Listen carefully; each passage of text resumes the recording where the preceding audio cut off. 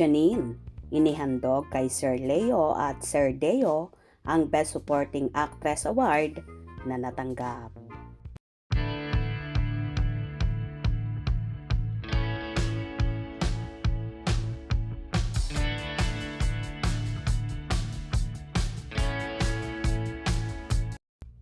Waging-wagi at palung-palo ang kapamilya star at TV host actress na si Janine Gutierrez sa natanggap na award bilang Best Supporting Actress para sa serye nilang Lavender Fields sa 38th PMPC Star Awards for Television.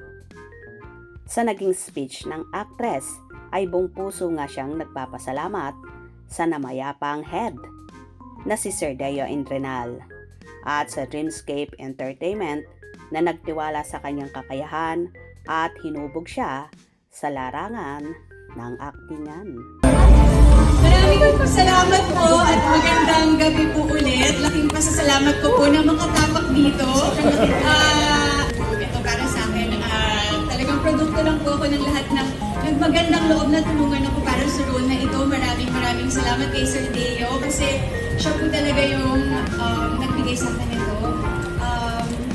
Thank you of course sa Dreamscape na talagang nagtyaga at tinutukan ako kung paano ba ito tamang gapan. Bukod pa dito ay inihandog ni Janine ang nakuhang tropeo sa kanyang manager. Ayon nga sa naging caption ng dalaga, "Happy birthday my dear, Tito Leo, this one is for you."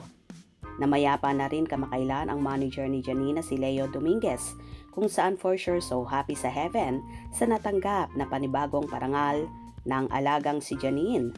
Kahit wala na nga ang dating manager, patuloy naman ang ginagawang pag-aalaga ng handler ni Janine na si Ray Lanada at sa iba pang talent nila na under ng LVD Management na isa nga si Ray sa namumuno dito.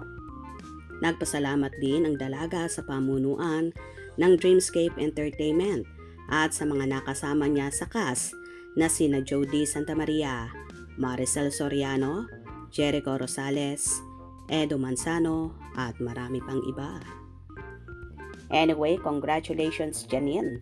Deserve mo ang tropeyong yan na pinatunayan mo lang kung gaano ka kagaling at kahusay na artista sa larangan ng aktingan na maiihilera ka nga sa mga bigatin at mga veteranong mga artista sa Showbizlandia.